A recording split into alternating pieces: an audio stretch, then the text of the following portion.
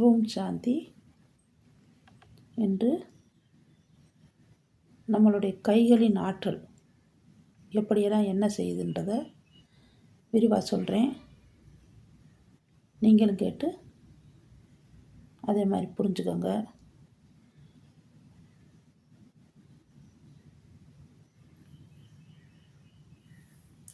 இப்படி சாமி கும்பிட்றோம் இல்லையா, உள்ளங்கை ஒட்டுது. ஏன் ஒட்டுது? அந்த காலத்தில், பண்டைய காலத்தில் இது சாதாரணமாக சொல்லலை. நம்ம புரியாமல் கையெடுத்து கும்பிட்றோம். நம்மளுடைய இரு மூளைகள் 2 பகுதியாக இருக்கும். நம் தலையில் 2 பகுதியாக மூளைகள் இருக்குது. இடது பக்கம் இருக்கிறது வலது பக்கம் தோணுது, வலது பக்கம் இருக்கிறது இடது பக்கம் தோணுது. அப்போ அந்த மூளை நல்ல செயல்களை செஞ்சுக்கிட்டு இருக்கும்போது நம்ம என்ன நினைக்கிறோமோ அது அமைதியாக அது கேட்கும். அதுக்குத்தான் நம்ம கோயிலில் போனாலே கும்பிட்றோம். ஒருநிலைப்படுத்துதல். பக்தியில் பூராமே இப்போ நான் ஆன்மீகத்தில் இருக்கிறத சொல்லலை, பக்தியில் இருக்கும்போது இந்த கைகளை கூப்பி கும்பிடும்போது மூளை நரம்புகள் வேலை செய்கிறது. அது அமைதித்தன்மையை கொடுக்கும்போது எந்த ஒரு டென்ஷனும் இல்லாமல் நம்ம சாமியை கையெடுத்து கும்பிடும்போது ஒரே நிலை. நம்ம சாமியை கும்பிட்றோமா, அந்த சாமியினுடைய நிலை மட்டும் நம்மளுக்கு தெரியும். அதுக்குத்தான் அந்த கை உள்ளங்கையும் உரசும் போது நேர்மறை சக்திகள் இருக்குது. எதிர்மறை சக்திகள் நம்மகிட்ட வராது. அப்போ கோயிலுக்கு போயிட்டு வந்தால் அப்போ நல்லா இருக்குப்பா, சாமியை கும்பிட்டு என் கண்ணை மூடி கொஞ்ச நேரம் நிம்மதியாக இருக்குது அப்படின்வாங்க. அது அந்த நிலையை ஏற்படுத்துது. நம்ம ஆன்மீகத்துக்கு வந்த பிறகு, ஆன்மீகம் நிறைய பெரிய பெரிய ஆன்மீகவாதிகள்லாம் இப்படி விரலை வச்சு இந்த 3 விரலை நீட்டி, இதுக்கு பேர் சின்முத்திரை. இந்த முத்திரை நல்லா பார்த்துக்கோங்க. இந்த 3 விரலை எப்படி நீட்டியிருக்கு? அந்த 3 விரலும் நம்மளுக்கு இறைவனுடைய சக்தியை இழுத்து கொடுக்கக்கூடிய ஆண்டனா. இந்த 3 விரலும் இப்படி வச்சு இப்படி உட்காரும்போது நம் மூளைக்கு ஒருநிலைப்படுத்தி, பக்தியில் அப்படி, ஆன்மீகத்தில் இப்படி நம்ம அந்த இறைவனுடைய சக்தியவே இழுத்து வாங்குகிறோம். இப்படி உட்காரும்போது இது லங்ஸு. இந்த விரல் லங்ஸு. இது ஆள்காட்டி விரல் மலக்குடல். இது 2யுமே சேர்க்கும் அது அந்த பண்டைய காலத்தில் மண்ணும் ஆகாயமும். ஆகாயம் என்பது லங்ஸு, மண் என்பது மலக்குடல். இந்த 2ம் ஒன்று சேரும்போது நாம் மண்ணில் நிற்கிறோம், அந்த இறைவனை நோக்கி செல்கிறோம். இந்த லங்ஸு ஒரு உடம்புல எங்கே இருக்குது? உயரத்தில் இருக்குது. இறைவன் இங்கே இருக்கிறாரு, லங்ஸு இங்கே இருக்குது. நம்ம அவர் பக்கத்தில் அருகில் இருக்கிறோம். புரியுதா? லங்ஸு. இந்த மண் இது மலக்குடல். மலக்குடலும் மண்ணும் ஆகாயமும் ஒன்று சேருது. நம்மளுடைய நினைவுகள் ஒரே நிலைமைக்கு ஆண்டவனிடம் போகிறது. எந்த ஒரு சிந்தனையும் நம்மளுக்கு வராது. அப்போ இறைவனை நோக்கி நம்ம செல்லும்போது இந்த முத்திரையை நீங்கள் வைத்தால், இது இறைவனுடைய ஆண்டனா, அந்த சக்தியை இழுக்கக்கூடியது. இந்த கட்டை விரல் அவர் பக்கத்தில் போய் உட்காரக்கூடிய லங்ஸு, ஆகாயம். இது 2யும் குறிக்கக்கூடியது கட்டை விரல்.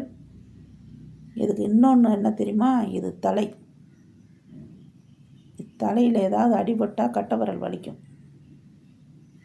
நான் அக்குபஞ்சர் படித்ததுனால உங்களுக்கு சொல்கிறேன். லங்ஸ் என்றால் என்ன? காற்று. காற்றை சுவாசிக்கக்கூடியது. அப்போ அந்த காற்று நம்மளை எங்கே கூட்டிகிட்டு போகுது? இறைவன் பக்கத்தில் கூப்பிட்டு போகுது. நம்ம எங்கே இருக்கோம்? தலைக்கு பக்கம் லங்ஸ் இருக்குது. லங்ஸ் என்பது நாம், இறைவன் என்பது தலை. புரியுதா? இந்த தலையும் லங்ஸும் ஒன்றாவே தான் இருக்கும். ஏனென்றால் இறைவன் நம்மளுக்குள் இருக்கிறார். நாம் இவ்வளோ நாள் அதை புரிஞ்சுக்கிறல.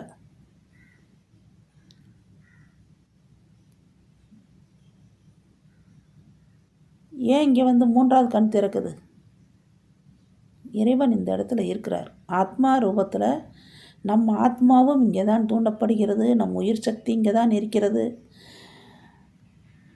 அது இரு மூளைகளுக்கும் இடையில் இருக்கிறது.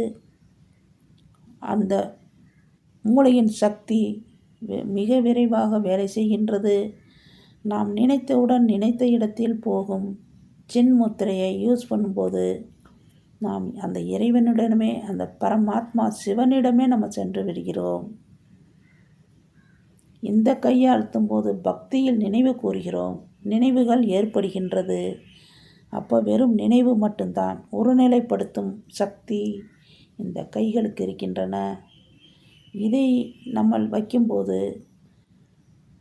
1ஆம் கிளாஸ்லேருந்து 12ஆவது வந்துடும். 12ஆவது என்பது நடுநிலை. காலேஜ் டிகிரி முடித்து பிஹெச்டி பண்ணும்போது டாக்டர் பதவி. அந்த டாக்டரை நம்ம சந்திக்க போகிறோம். இந்த சின்முத்திரையின் மூலமாகத்தான் போகிறோம். ஆன்மீகம் என்பது அனைத்தையும் அறியக்கூடியது. பக்தி என்பது ஒரு நாமே நம்ம நினைக்கிறது, அது பக்தி. நாம் இறைவனை நினைக்கும்போது, மேலோங்கி போகும்போது, நம் சின்முத்திரையை யூஸ் பண்ணும்போது அது நன்றாக வேலை செய்யும். இதை நிறைய பேருக்கு தெரியாது.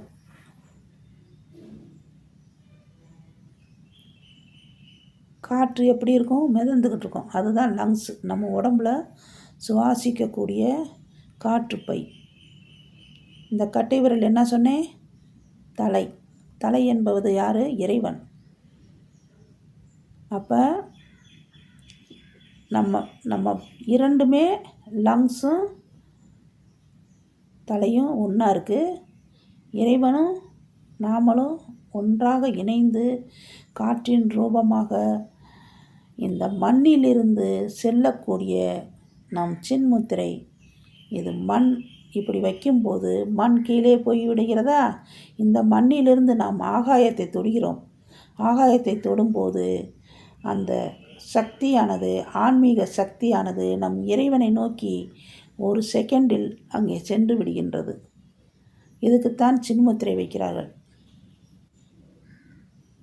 இந்த ஆண்டனா நம்மளுக்கு அலைவரிசைகளை, சுற்றி இருக்கும் அலைவரிசைகளை நம்மிடம் இழுத்து வந்து நம்மிடம் கொடுக்கின்றது. நாம் இறைவனிடம் செல்லும்போது இந்த ஆண்டனா அனைவரையும், டிவியில் எப்படி நாடகத்தை காண்கிறார்களோ, நம் அனைவரையும் ஒரு இடத்தில் பார்க்கிறோமோ, அதுபோல் நாம் இறைவனையும் கவனிக்கக்கூடிய சக்தி, உலகையும் அறியக்கூடிய ஆண்டனாவின் மூலம் நாம் மக்களின் நலத்திட்டம் அனைத்தையும் அவர்கள் மூலம் கண்டுபிடிக்கக்கூடிய சக்தி நம்மளுக்கு கிடைக்கின்றது. இறைவனின் சக்தி நமக்கு சின்முத்திரை மூலம் கிடைக்கின்றது. ஒரு யோகா பண்ணும்போது, கோயிலுக்கு போகும்போது நிறைய பேர் கையெடுத்து கும்பிடுவாங்க. அது மூளையின் ஒருநிலைப்படுத்துதல். மூளையை மட்டும் ஒருநிலைப்படுத்துதல். வலது கை இடது பக்கம் யூஸ் ஆகும், இடது கை வலது பக்கம் மூளையை இயங்கச் செய்யும். அது போய் உள்ளே ஒட்டியவுடன் நம் சுற்றி இருக்கும் அனைத்தையும் மறந்து நம் கோவில் முன்னாடி அந்த சிலையை பார்த்து இப்படி செய்யும்போது நம் மூளை ஒரு நொடியில் அது அமர்ந்து நாம் எதை கவனிக்கிறோமோ அதை நேராக நம்மளுக்கு காமிக்கக்கூடிய சக்தி இது. இந்த சின்முத்திரை நாம் இறைவனிடமே செல்லும் சின்முத்திரை. இந்த உள்ளங்கையை நாம் அதிகாலையில் இப்படி தேய்த்து இந்த கண்ணில் ஏன் ஒத்திகிறோம் என்றால், இந்த புருவ மத்தியிலிருந்து இந்த கண்ணை சுற்றி நாம் இயக்கக்கூடிய அனைத்து நரம்பு மண்டலங்களும் வேலை செய்யும் அனைத்தும் கண்ணில் வந்து முடிகின்றன. அப்போது இந்த சூடு, இந்த உள்ளங்கை சூடு இதில் பட்டவுடன் அனைத்து நரம்புகளும் இயங்கக்கூடிய சக்தியை கொடுக்கிறது. இது அந்த காலத்தில் எல்லாமே பழங்காலத்து அவங்க செய்து அவங்க முறைப்படி சொல்லியிருக்காங்க. அதை பின்னாடி வர வர வர வர என்னவென்றே தெரியாமல் அவர்கள் கும்பிட்டார்கள், நம்மளும் கும்பிடுகிறோம். அவர்கள் முத்திரை வைத்தார்கள், நாமும் முத்திரை வைக்கிறோம் என்று புரியாமல் நிறைய பேர் செய்கிறார்கள். புரிந்து செய்யும்போது, இதை ஒட்டும்போது நாம் இறைவனிடம் சேர்ந்து விடுகிறோம்.